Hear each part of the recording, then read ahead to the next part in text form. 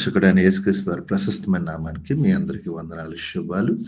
అందరూ బాగున్నారమ్మా. దేవాదేవుడు మరి యొక్క నూతన దినం దయచేసిన దేవాదేవునికి వందనాలు చెల్లించుకుంటూ ఈ దినపు వాగ్దానం ధ్యానించుకుని ప్రార్థన చేసుకుని మన పనులను ప్రారంభించుకుందాం. ఈ దినపు వాగ్దానం, చీకటి గతించుచున్నది, సత్యమైన వెలుగు ఇప్పుడు ప్రకాశించున్నది. ఆమె ఈ మాట మొదటి యోహాను పత్రిక 2 మధ్యలో రాయబడింది. ఇక్కడ ఏమంటారండి?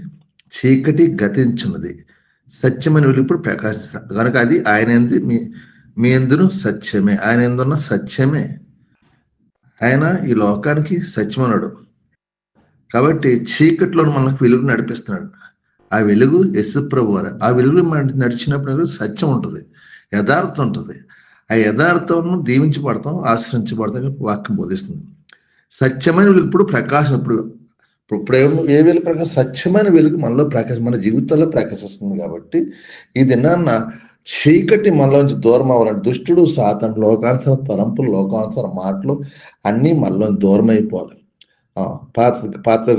పాత గతించిన సమస్తము నూతనమైన అంటే ఆయన వాక్యంలో సత్యం, మాటలో సత్యం ఉంది. ఆయన మాట తప్పినవాడు, వాగ్దానం చేసి నమ్మదగినవాడు. కాబట్టి మనం అందరం కూడా ఈ దినాన్న చీకటి గతించినది, సత్యమైన వెలుగు ఇప్పుడు ప్రకాశించింది. చీకటి యేసు ప్రభు వారు వచ్చినప్పుడు చీకటి అంతా తొలగిపోద్ది, వెలుగుతూ నింపబడతాం. మళ్ళన్న ప్రతి ఒక్క బంధకాల నుంచి, ప్రతి ఒక్క సమస్యను దేవుడు విడిపిస్తాడు. ఏ సమస్య, ఏ బంధకాల నుంచి విడిపిస్తాడు. కాబట్టి ఆయన ఎందే సత్యం ఉందంట. ఆయన ఎందే మీ అందరూ సత్యం. ఆ సత్యం మడిచినప్పుడు మళ్ళీ చీకటి తొలగిపోద్ది, మన వెలుగు. ఆ చీకటి లోకానుసారమైన తలంపులు, లోకానుసార మాటలు, దుష్టుడు బలహీనపడుతున్న ఆత్మ, మనం కృంగదీసిన ప్రతి ఒక్క కీడు తొలగిపోతుందన్నమాట. అది ఇది నాన్న మనం ఆ కీడు తొలగిపోయి ఆ చీకటి మనం దూరపరుచుకుని ఆత్మీయంగా బలపడి దేవునికి వెలుగు నడుద్దాం. దేవుని కృప, దేవునికి ఆశ్రమం పొందుకునే కృప దేవాదేవుడు మనకు దయచేయను గాక. ఏ వాగ్దానం ప్రార్థించండి, దేవుడు మిమ్మల్ని వెలుగులో నడిపించే కృప దేవుడు దయచేయను గాక. మీ కొరకు ప్రార్థిస్తాను, మీరు కూడా నాతో ఏకీభవించే ప్రార్థన. సర్వాధికారి, కృపగలవాడ, కనికరపుండ యేసు ప్రభువా, నీకు వందనాలు, స్తోత్రాలు. ఇదిగో నాయన